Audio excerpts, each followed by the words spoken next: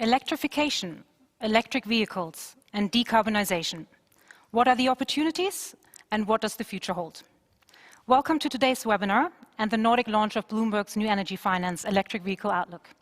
My name is Mira Bhatia and I'm from Statkraft, and it is a pleasure to introduce our speakers and panelists today, and my co-moderator, Marius Holm, who's the CEO of environmental organization Zero. Yes, thank you, Mira. Zero and Statkraft has been working together for a long time, first on increasing clean energy production, but lately more and more on the second phase of decarbonization, which is utilizing that electricity to replace fossil fuels throughout the economy.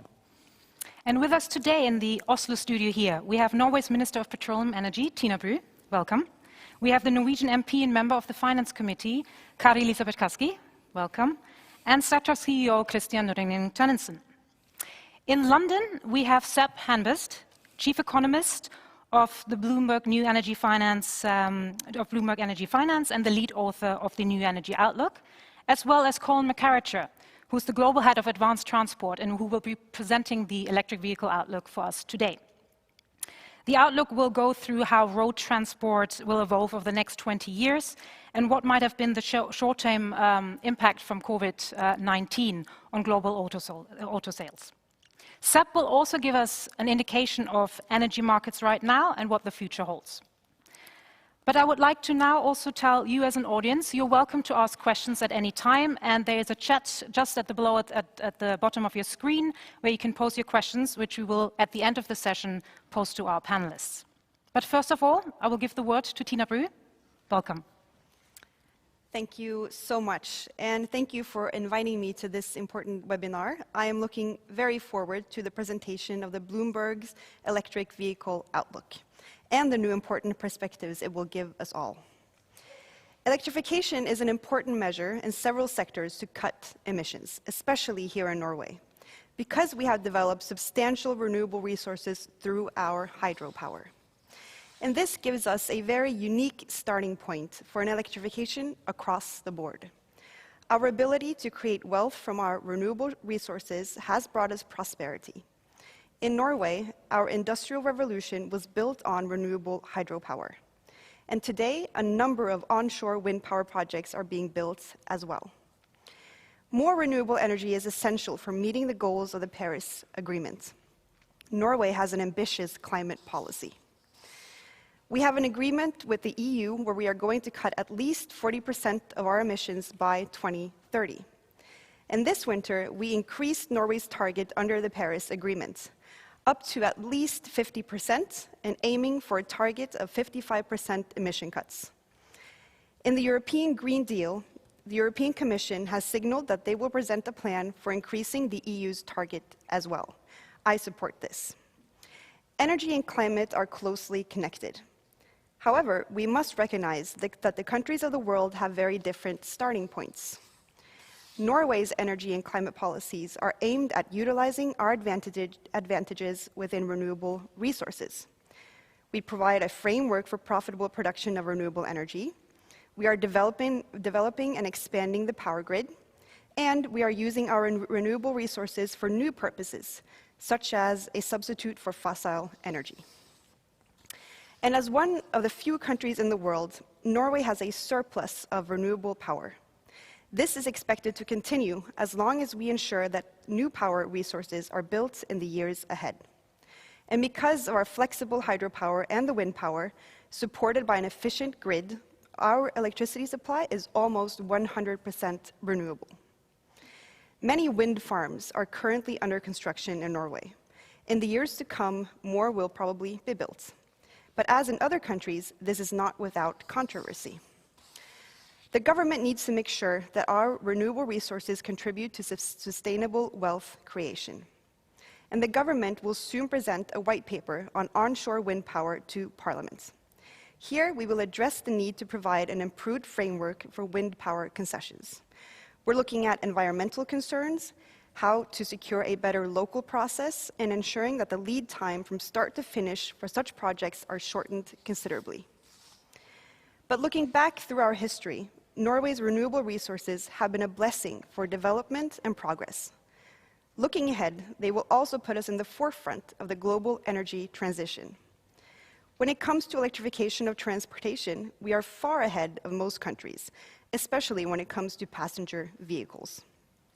According to the Electric Vehicle Outlook, 53% of new passenger vehicle sales in Norway in 2019 were electric.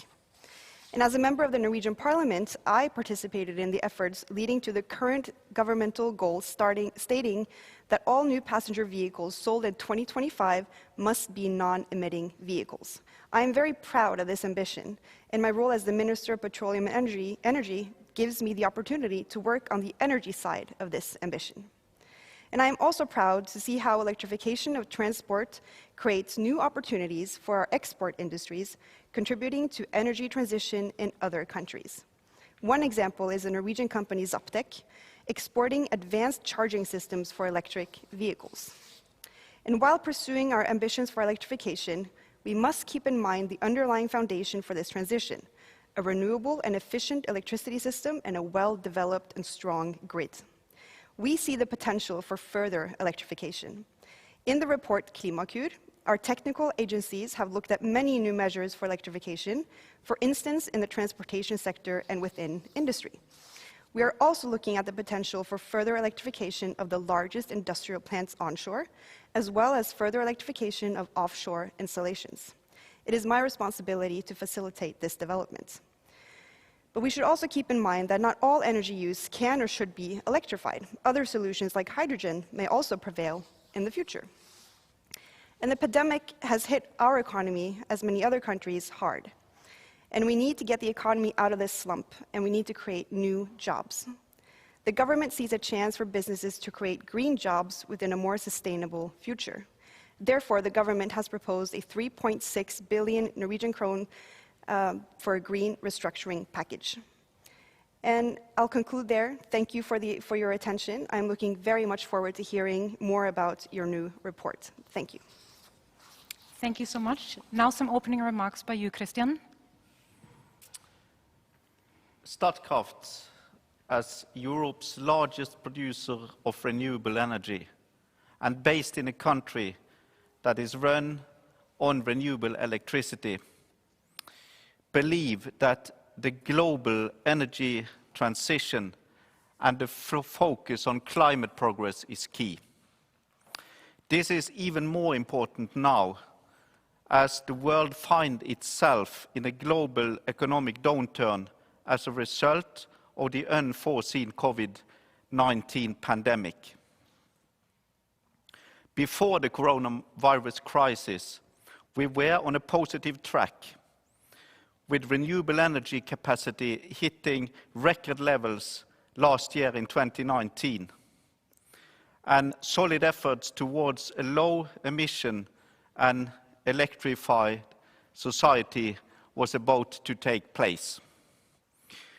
Today, in Statkraft, we strongly believe that this development needs to continue. We need to create opportunities for the broader economy, for the industry, and for society at large. We see that electrification of virtually everything holds promise, drastically lowering emissions, and with a decline in the cost of electric batteries, 100% electric vehicle world, and a majority of electrically heated homes would have significant impact on reducing the world's CO2 emissions. Electrification can cut emissions in transport, building, and industry in Europe by around 60% by mid-century. And in a recent Bloomberg NEF report made together with Statkraft and Eaton, that was highlighted.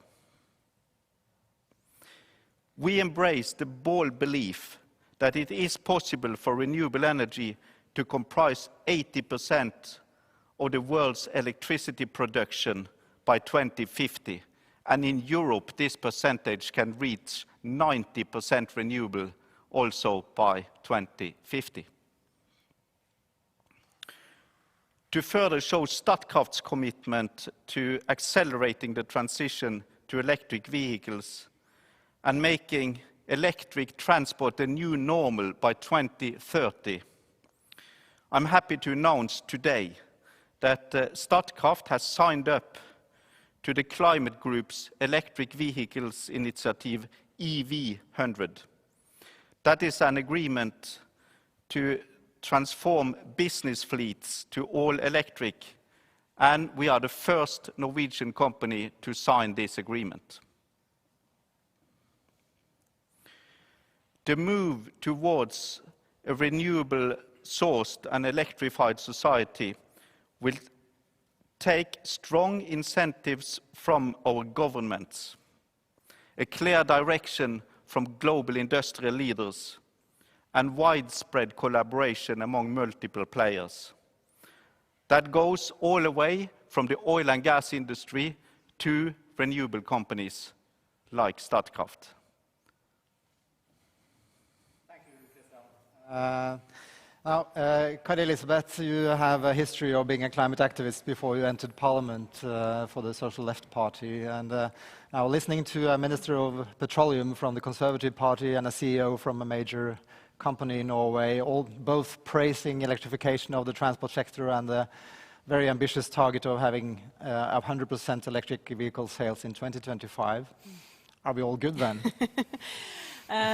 Well, in a way, I'm optimistic at the brink of this decade that we're entering now. But obviously, we're in an economic crisis at the moment, and we need to make sure that the recovery packages that we are getting through Parliament now are green packages, because if they're not really a recovery for the Norwegian economy.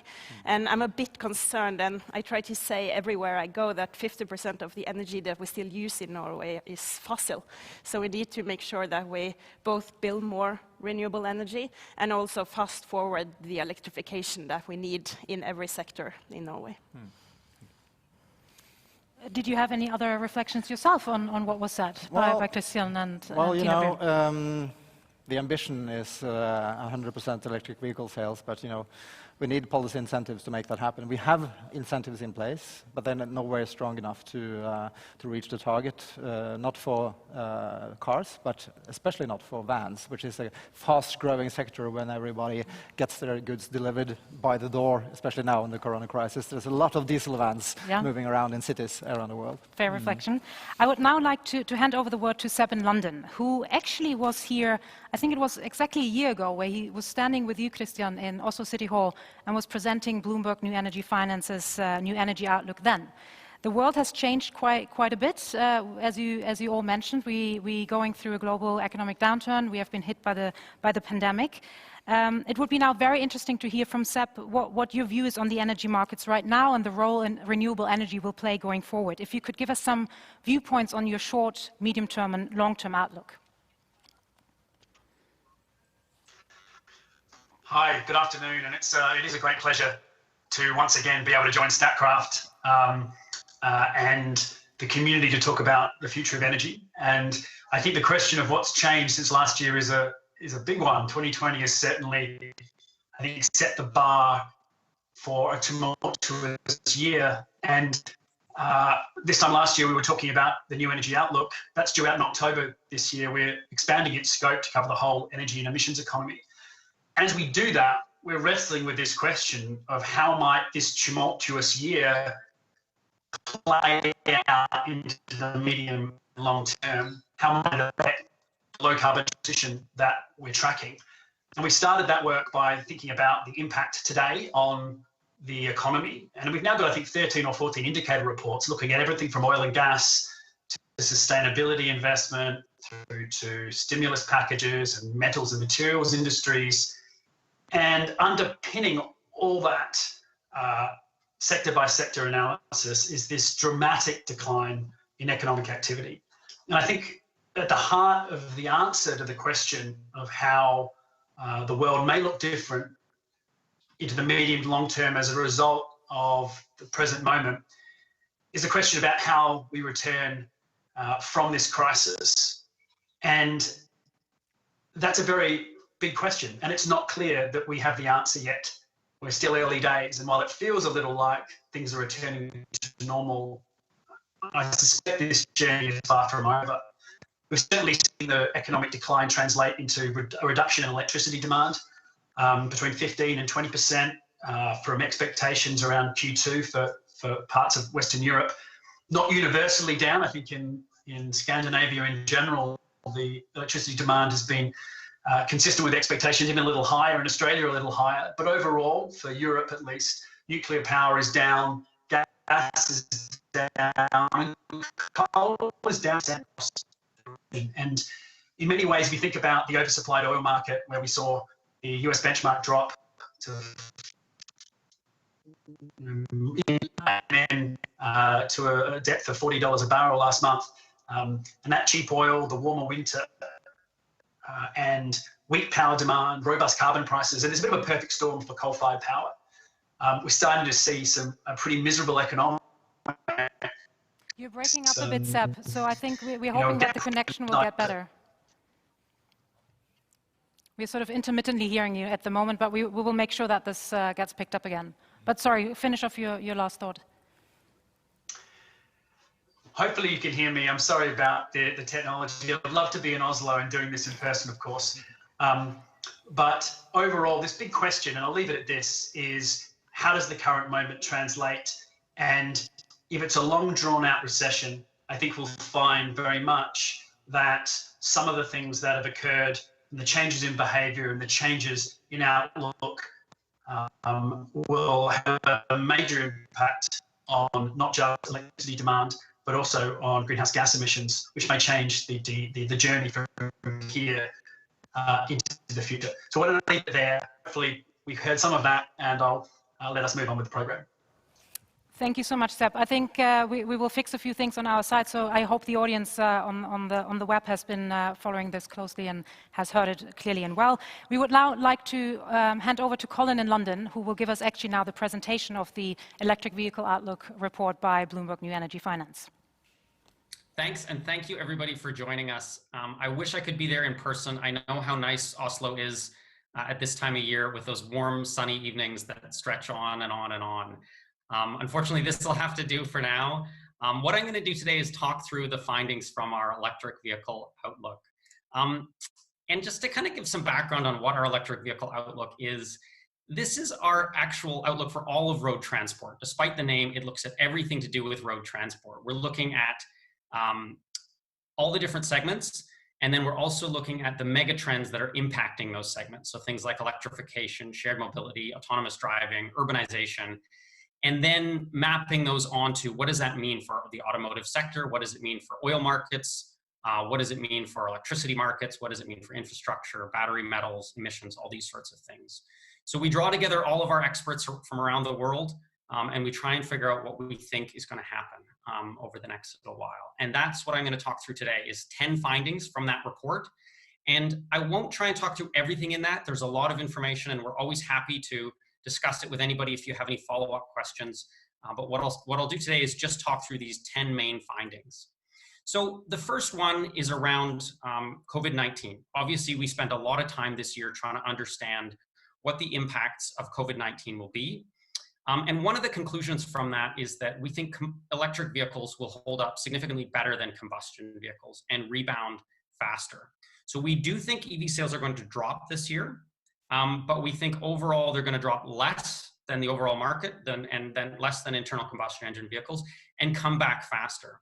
And if you look at the first quarter of the year, you can start to see this pattern emerging, particularly in Europe, where EV sales are holding up much better than the overall market.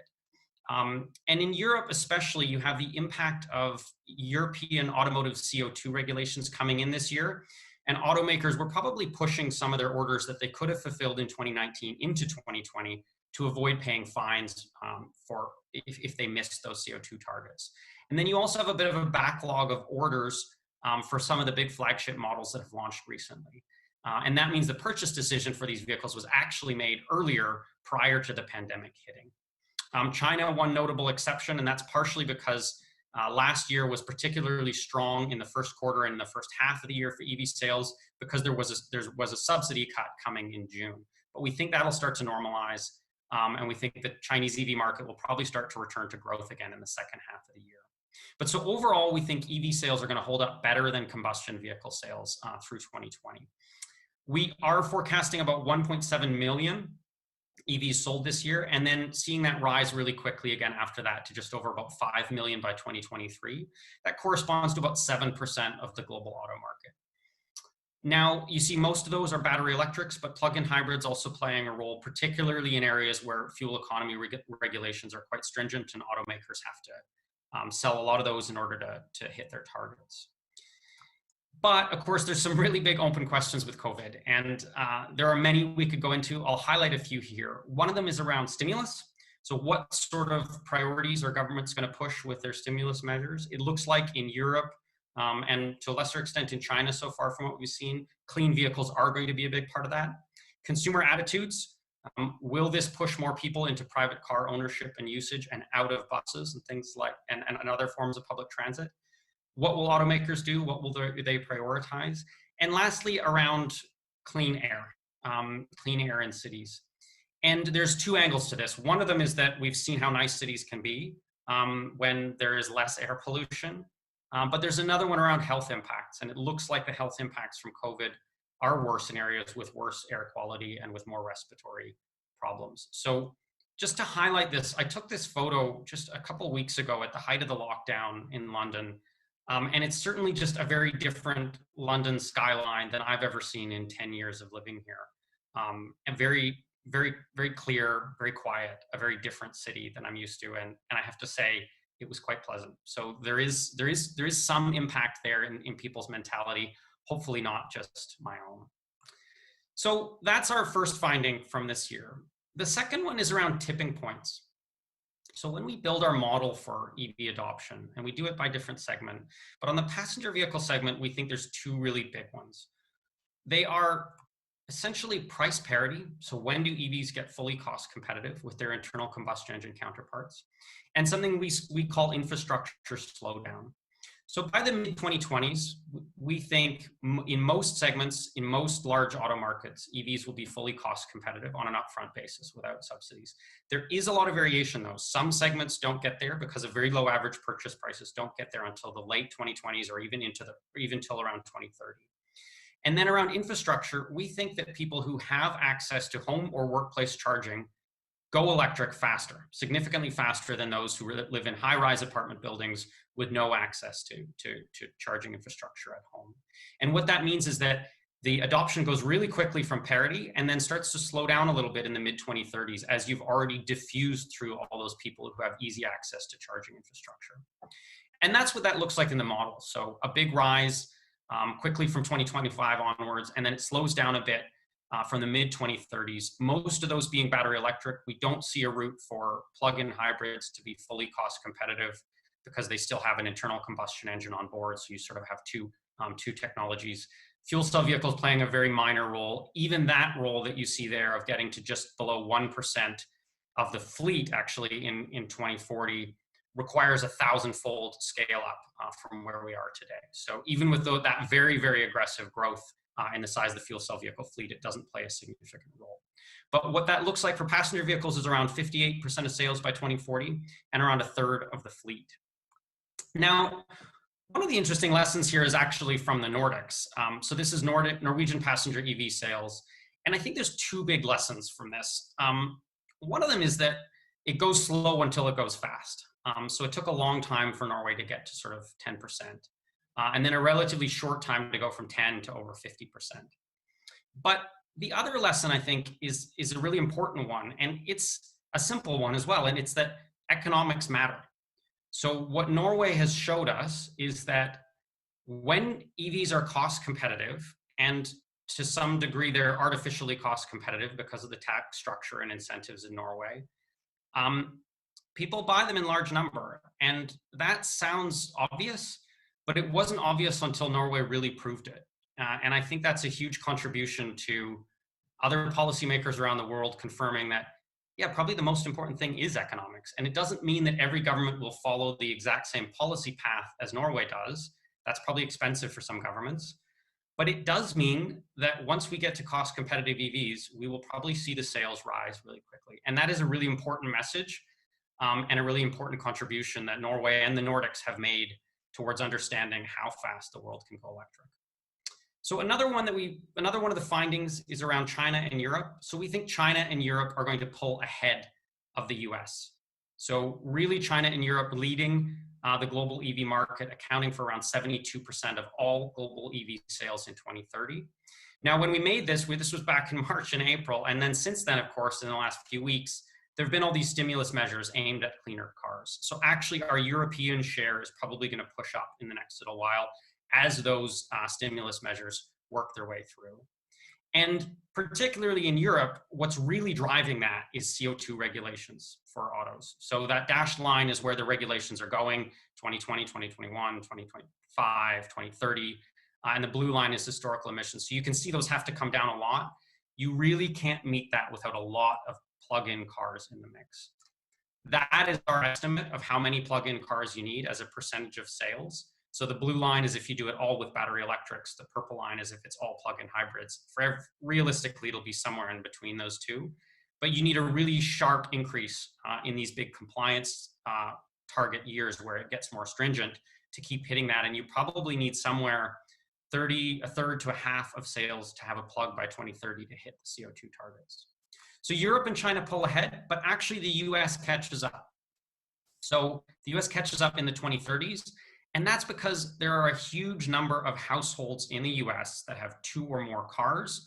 And you also have large sprawling suburbs where a lot of people will have access to home charging options. So China and Europe pull ahead, but the US catches up in the 2030s because we think a lot of those cars or a lot of those households can go electric quite quickly once the economics are a little bit better. So that's all about passenger cars. Another one of the findings this year was around other segments. And we think there are several killer apps emerging for electrification in the 2020s. So commercial vehicles, buses, and 2- and 3-wheelers. So you're really seeing those mostly being a China story, but also starting to spread outside of China. The fleet of those is growing really rapidly. There's already over 500,000 electric buses, over 240 million 2- and 3-wheelers, and the commercial delivery van segment is starting to take off as well. Now, I think it's safe to say that for buses and 2-wheelers, we've already crossed the tipping point. So they're about 20% of the fleet for 2-wheelers and 16% of the fleet for buses globally is already electric. So we're already past the tipping point, I would say. On delivery vans, I think you're going to see that in the next 2 or 3 years. What that market has mainly been waiting for is more options on the supply side. So we know there's demand from large corporate buyers, but there just hasn't been very compelling options. That's not going to last long. I think you're going to see that gap in the market closed by a combination of incumbents and established automakers, and you're going to see that market go really quickly in the next few years. So a few killer apps emerging. Another one is around overall passenger vehicle sales. So we actually think overall passenger vehicle sales peak now in 2036, and that internal combustion engine vehicle sales have already peaked. Now, calling peaks as analysts is really uncomfortable because you're more likely to get it wrong and to get looked back on when it's proved wrong as being silly. But we're gonna do it anyway. We think it's important to recognize that saying that vehicle sales grow forever is actually a controversial statement. So we think they peak, and it's not because demand for mobility goes down. We start with kilometers of mobility as our basic unit, and that's what we forecast with, and then we build a fleet and sales onto that. We think demand for mobility keeps going up as population goes up and GDP goes up. And you can see the big COVID dip there in 2020. But we think vehicle sales peak around the mid-2030s. And some people think this is really due to shared mobility. And certainly shared mobility plays a role. And that's what's on the right is highly autonomous vehicles we think come in, but not until the mid-2030s. And their impact is limited in emerging economies. And shared vehicles also play a role, so that's part of what's causing vehicle sales to peak. But the bigger one is actually a much more demographic driven argument. So the working age population in most large auto markets has already peaked, including China. So China's working age population peaked a few years ago and is now in decline. And also urbanization. So urbanization is rising still rapidly throughout the world. It's one of the few consistent trends throughout human history. The last 1,000 years, every year more of us live in cities. And I don't think COVID will change that. And that means that we think that starts to have an impact on whether you can continue to grow vehicle sales forever.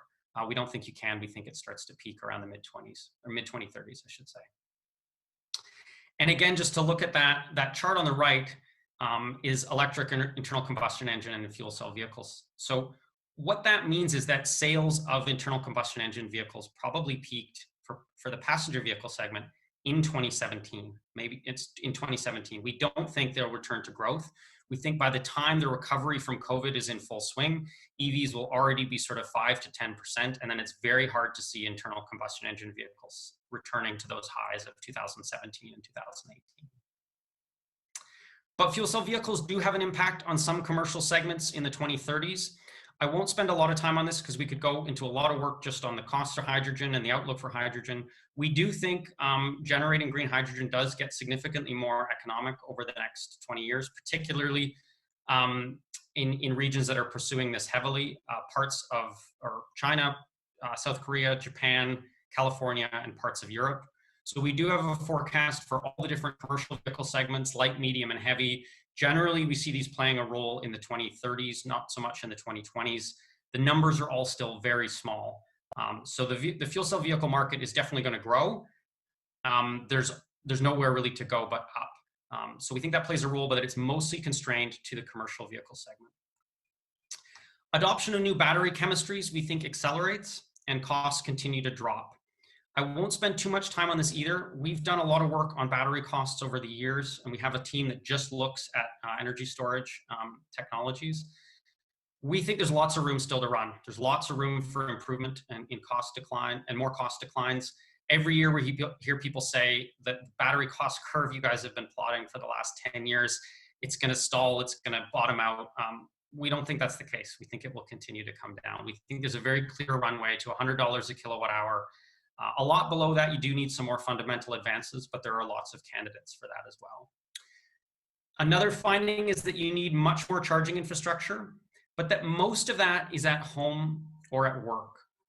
We don't think there's as much public charging infrastructure needed as many people say. Right now, there's about 1 million public charging connectors globally, more than half of that in China.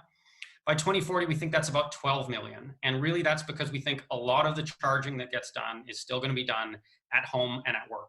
More of it, as you go over time, more of it starts to be done in public, but still the largest number of chargers and the largest amount of kilowatt hours dispensed is very much still at home and at workplace charging. Oil demand from passenger vehicles has already peaked in our forecast, which was also kind of another surprising conclusion and maybe a controversial one. If we look at the trajectory for passenger vehicle oil demand, we see a big dip in 2020, a relatively slow recovery. And then really by the time it gets going again, it rises for a little while, but then in the 2030s starts to drop. So we do think that fuel economy and efficiency play a big role in that, but electric vehicles also play a big role, and so does shared mobility. The impact on electricity is actually limited. It's really only a few % additional electricity demand out in 2030, and then sort of 7 to 10 in these larger economies out in 2040. It's a bigger share in some smaller emerging economies,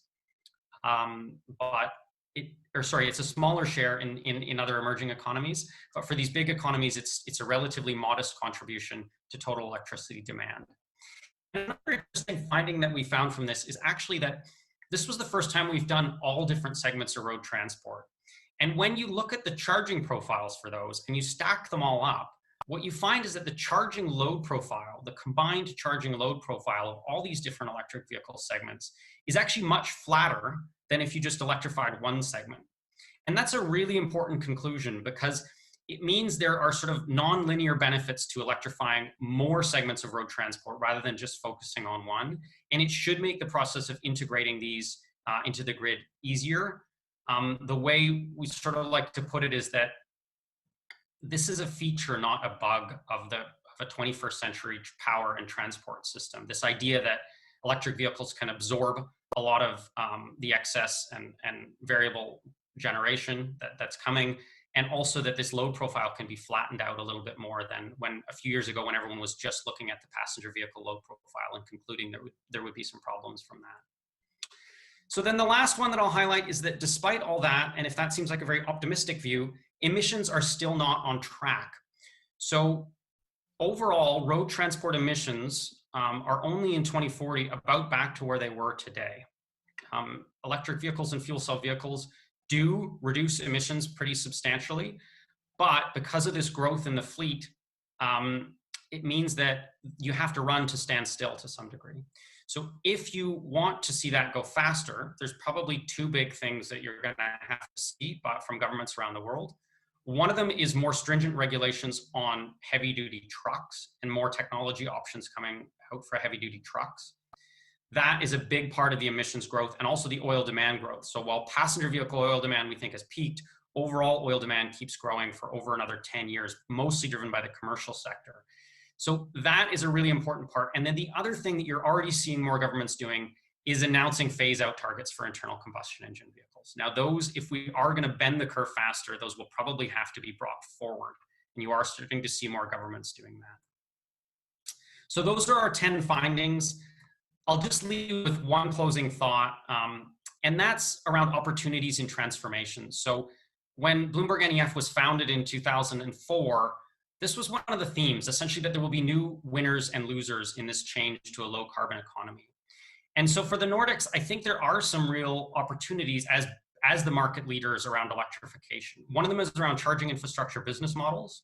Another one is around aggregation, grid integration, and forecasting tools for how we manage all these electrified vehicles on the grid. I also think there's a lot of opportunities around new mobility business models. So things like different structures for car rentals that allow you to say, I only need a car very infrequently, but I need a subscription for that that allows me to do it for 6 trips out on the weekends per year to supplement the fact that I have an EV for the time when I'm in the city. We're already starting to see that in Norway and other parts of the world. I think there's more opportunities there. Then, of course, around marine applications, big opportunities there, and I think the Nordics can be real leaders. And then lastly, of course, we may not know. There may be other things that surprise us, and I'm sure there will be other opportunities that come along. And there are real opportunities in this transformation and some real windows for the market leaders that have led on electrification to date. So I will leave it there. Thank you very much. And again, hopefully I'll be in Oslo again, in person again sometime soon. But thanks for joining us for this, and good to speak to you all.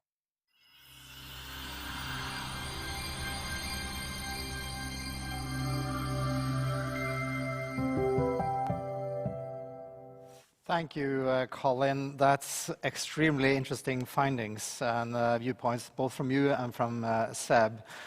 I'm thinking, it's an optimistic view that you are presenting in terms of extremely fast-growing electric vehicle sales. But on the other hand, as you said in your last remark, this is nowhere fast enough to avoid serious climate change. And we need, it's a major task for all of us here to make this go even faster and prove Bloomberg New Energy Finance wrong. And one of the reflections I'm, having when listening to the presentation is that when electric vehicles become actually competitive and infrastructure is not a big barrier towards purchasing an electric vehicle, I'm thinking, if I was a government in any country, I would, what would stop governments from basically phasing out fossil fuel vehicles completely as electric vehicles are competitive? So the upsides here are, in terms of political influence, and putting in stronger incentives, I believe must be large. Before I follow up on Colin and Seb, I would like to ask Christian and Tina. Now, we've seen that Rystad Energy and also Bloomberg Energy Finance say that oil demand is about to peak. Rystad recently said that peak oil demand may have been in 2019. And we know that all civilized countries in the world will do everything in their power to crush the business model of fossil fuels by doing what we've been discussing here, incentivizing electric vehicle and transport. Does it feel like a paradox for you that we have just recently passed a major incentive package for oil and gas investments, while at the same time having a target of getting rid of oil and gas? Well, I think these are two different things. And to the first thing that you mentioned, I think, and I say this often when I'm out at conferences or I speak on these issues, that what we've done in Norway is, by all means, a gigantic paradox. Because our policy on electric vehicles and all the money that we've spent in lost revenue supporting it and giving incentives to have this amazing growth on how many new vehicles are now electric being sold in Norway is a clear policy removing the need for our main export product, which is oil and gas. But it's right. It's the right thing to do. And we love to say in Norway, look to Norway for our solutions. But on this issue, I really do think we also now have the numbers to back it up, that this is something to look to Norway for. But we also have to keep in mind that, of course, this comes at a cost. And the dilemma is that when you're really starting to pick up speed on this and you're having good numbers, it starts to cost more as well for the government. When you've changed out your whole car park, basically, after a few years, then where's the tax going to come in on vehicles, because we're keeping the incentives? So there's that breaking point, but it shows that it works, and we need to do more of it. But when it comes to the package that you were mentioning on oil and gas, this is super important because this is our main technology industry and represents thousands of jobs. And it would be really strange, in my opinion, to not also lend a lending hand to this industry, as we've done with many other industries in this very, very extraordinary situation. Christian, you have a past being an executive in the oil and gas industry as well, in the refinery business, but now you're in a 100% renewable company. Would you be comfortable investing your funds and your company's funds in fossil fuels from now? I fundamentally believe that the winds of change in this industry will mainly come from the consumption, from the use of energy. What we heard today and is discussing now, namely the change into dominantly electric vehicles in the future, is such a trend. And that will, of course, bring demand down for fuel to cars and fuel to vans and buses and two-wheelers and so on. I don't think the change will come from lack of oil and gas or lack of coal, for that matter. So we need, at one hand, to go full speed, like Norway is doing, on changing that demand pattern. Norway is in the forefront of stating that by 2025, 5 years from now, it should not be allowed to buy a fossil new car in Norway. That is a shift in demand. If we look at the oil and gas, most oil fields, they have a decline rate that is of such a matter that we still need new oil supply in the world to replace the old oil fields. So I think it is possible to have a profitable oil and gas business for many years as well. On behalf of this planet, I hope that the whole development will speed up and go faster than what is predicted by Bloomberg. So Bloomberg will not be wrong. They will be right, but earlier than predicted, I think. If we could even in that case, we need oil and gas for a substantial amount of time. So we need it. It's like when the whole car fleet in the world went from coal to oil. That happened because there was a switch of fuel in the ships. It was not because it was a lack of coal. And the same thing will happen from oil and gas to renewables, and it will take time. So yes, we need both for quite some time. For the climate, the most important is the speed of the transition. Maybe talking a bit about the Nordic opportunities that Colin mentioned at the end of his presentation. Could you have some reflective remarks, Christian, from the point of view of being large now in EV charging yourself as Statkraft, but also from Kari Elisabeth, some reflections on what you see as the opportunities going forward? Yes, so Statkraft is now operating the second largest electric vehicle charging system in Norway. It is called Grønn Kontakt. And we also have charging operations in Sweden and the UK and Germany. So we are among the fast movers in electric vehicle charging. And what we see is exactly what was illustrated here, that charging is increasing all the time. So it is a business in itself. But also the combined need, even if the amount of energy is small, 7 to 10% extra electricity needed in a normal European country to fuel or to drive the car fleet in the future. That is a small number, but if we look on the megawatts, on how much instant capacity is needed to charge all these cars, that is massive.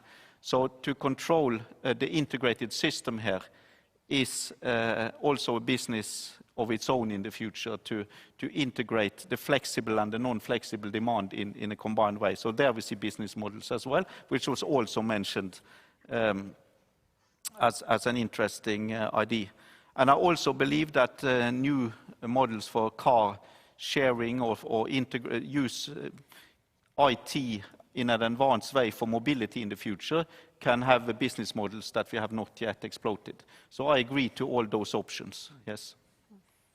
Yeah, Kari-Elisabeth, are you comfortable with what was recently passed?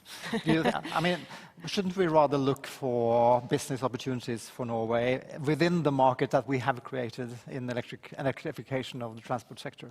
Yes, we should. And just a comment first on the market for the oil and gas industry in the future, because it's not a question about whether or not there's going to be oil and gas in the future in Norway. There are going to be oil and gas production in the future in Norway. We have fields in production at the moment that are scheduled to be producing oil and gas for many decades to come.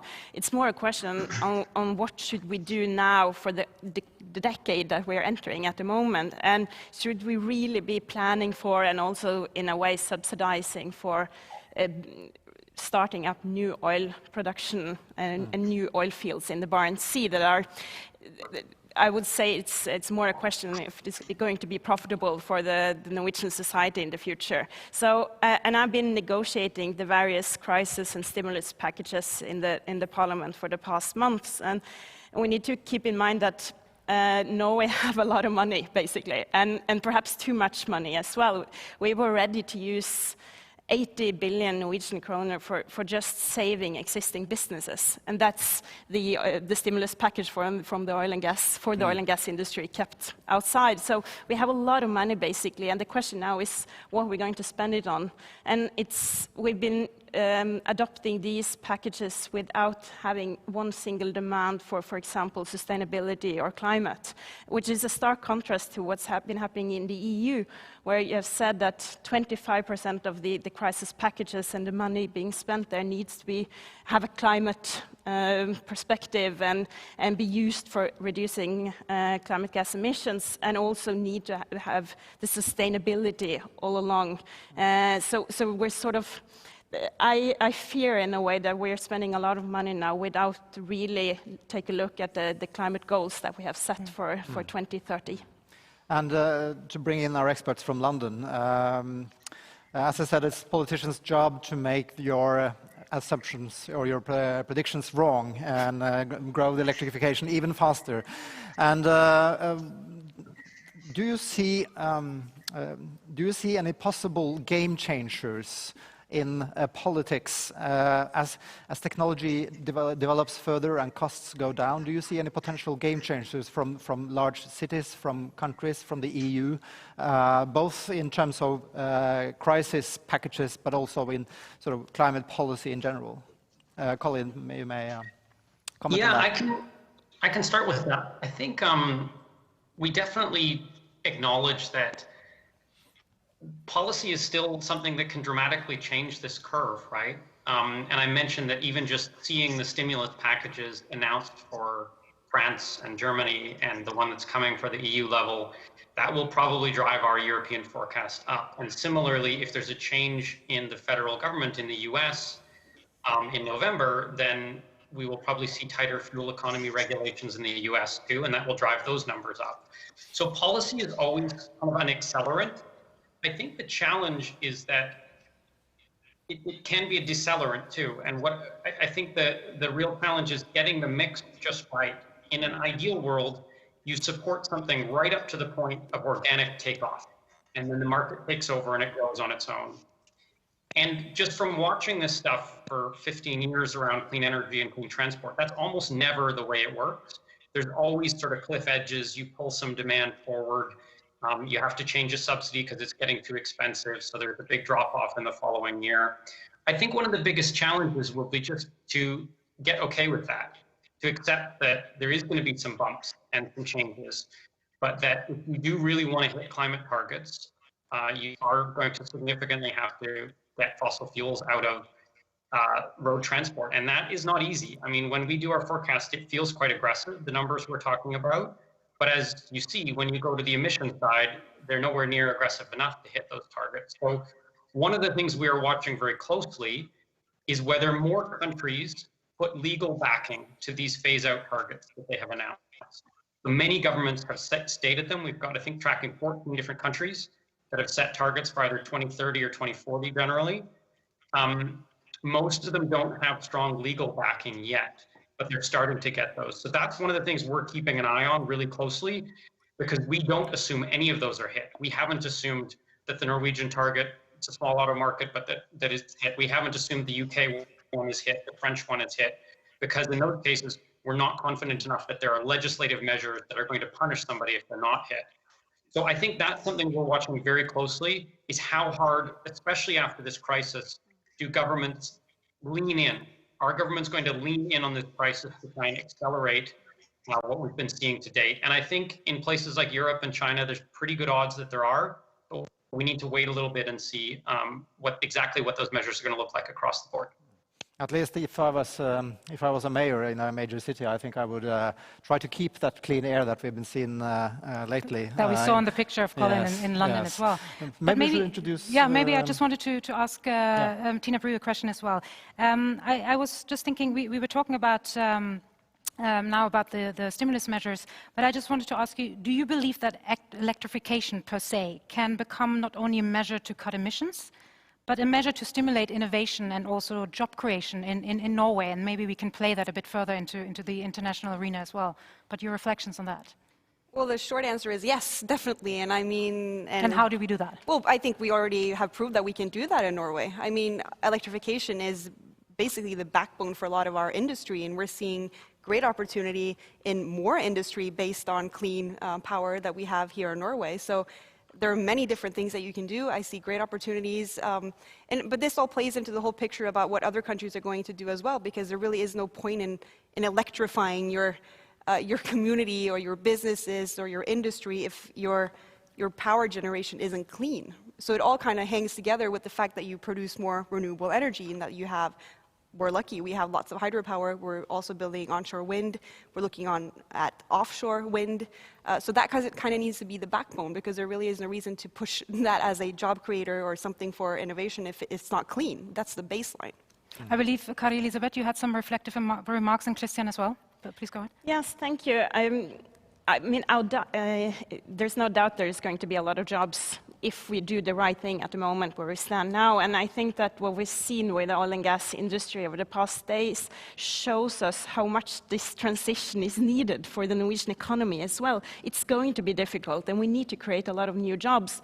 And that's why I think it's important that we now take a step back and really see that we don't really have the measures in place to create all those jobs at the moment. We're not taking the right decisions. We need to do a lot more. We're not on track to reach the target for 2025 for electric vehicles. We're not at the track on the moment to really be in front for offshore wind globally and to grow business here in Norway. So we need to do a lot more for the coming years if we're going to be able to sort of take a global leading role in these areas. And I think that's necessary if we're going to create enough jobs. Now, Mira, I think we're getting lots of questions from the audience. Maybe we should introduce. Yeah, some of them. I think we have a bit more time. We can move over to that. But maybe Christian, you wanted to. I saw you had your hand up as well, so you wanted to say comments something. on two issues here. First, we believe in Statkraft, based also on analysis that the global electricity supply will be dominantly renewable. Our forecast is 80% renewable by mid-century. So, but we don't have time to wait until that has happened and then electrify. We need to do it in parallel. So, of course, the first year of electrification, it is still quite a high share of fossil into the mix, but that drops every year. So even by 2040 and certainly by 2050, there will be a combination of a very high renewable share in electricity and a high electrification, of which electric vehicles is an eminent example. But it's not only there, it is in industry, buildings, and all parts of society. And that is the main route to the world to get CO2 emissions down, because 3/4 of all CO2 emissions on the planet is from burning of fossil fuels. So this is really important, and the business opportunities coming out of this will be huge. That is as when the combustion engine was invented, or airplanes was invented, or mobile phones. There will be a lot. Maybe we should take one question from our audience as well. We are getting questions from around the world, actually, and I think I would like to pass a question from Simon in London. What role does Norway see itself playing in scaling EV production, and in particularly battery production, to meet increased demand? And we know there are battery production projects now seeking capital. Would we like to see that happening, Tina? Perfect. Yes, welcome. And what will you do to make that happen? Well, I think we already have a lot of the incentives in place. I mean, we have clean energy. It's pretty cheap. So if you are looking for somewhere to invest, somewhere to build industry and produce batteries, where better than Norway? But no stimulus packages for that. That's only for oil and gas investments.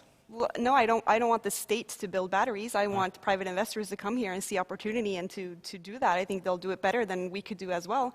But for the political framework, it's important to have the incentives. And then I think making sure you have a good grid, that it's strong, it's efficient, it works for demand, that the energy is there, that there's plenty of it, and that it's cheap, should be really good incentives to come to Norway and invest.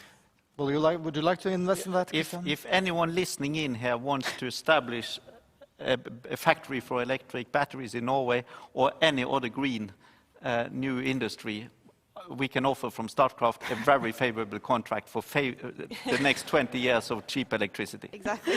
Thank you, Christian.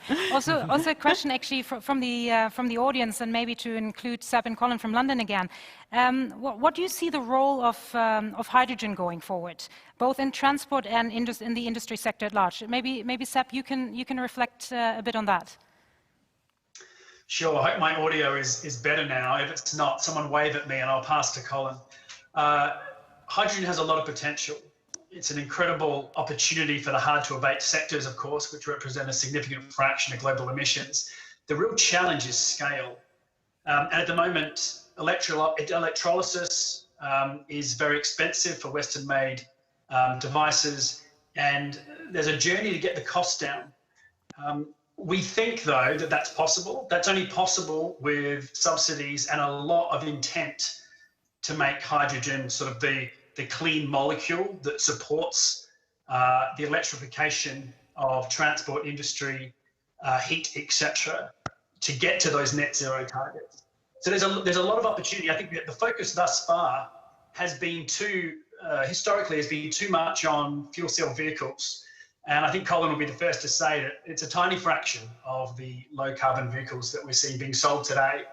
And we think will be sold in the future. The real focus needs to be on industry and setting targets that drive industry to find innovative solutions to their carbon emissions is the first step, I think, to incentivizing the development of a hydrogen economy. But it's a long way to go before that's a cost competitive way to reduce emissions from where we are today.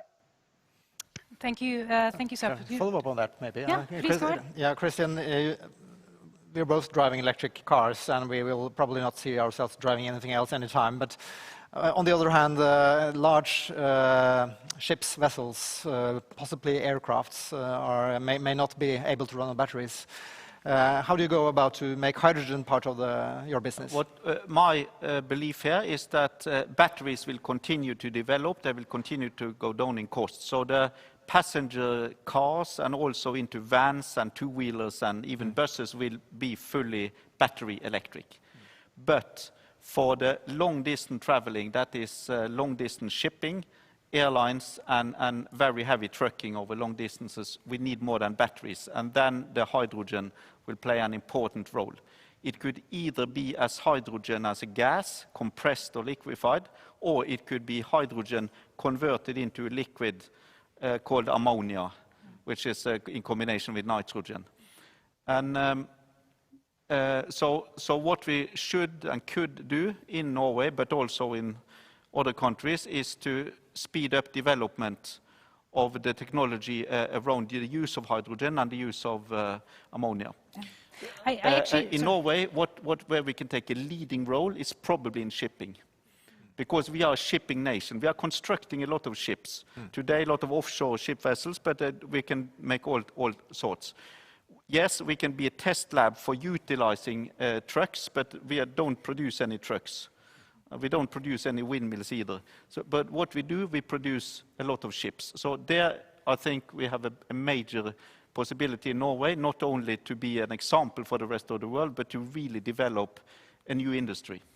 I actually have a question for here. Thank you so much, Christian. From a journalist, I believe, based in Denmark, if I'm not mistaken. The journalist is asking that the power usage in Norway will rise to 157 terawatts in 2035. How will Norway meet the rising demand for electricity? Maybe as sort of one of the concluding questions here. How do we tackle that? As of today, we have a huge surplus, and if we see Norway and Sweden combined, we have almost 50 terawatt hours of surplus electricity. So the problem is not to get enough electricity, it is to put it into a good use. But in the long run, there will be a need for more electricity also in Norway, and we have a huge wind resources that can be utilized in a good way, where the government will make regulations for that, onshore and offshore. Plus, the hydro system in Norway can be expanded, especially with more megawatts, so we can regulate faster, and thereby we can take on more solar, more wind, and also more imports, and balance it out with our strong hydro system. So Norway and other countries with a strong hydro system are the best places to expand even further. So I can see no problem with more renewable electricity in the future for the development. Thank you so much to everyone here in the audience. The hour has actually gone extremely quickly. You can see when there's a heated debate, time flies. Thank you so much for all our panelists and speakers here, and Seb and Colin, you in London.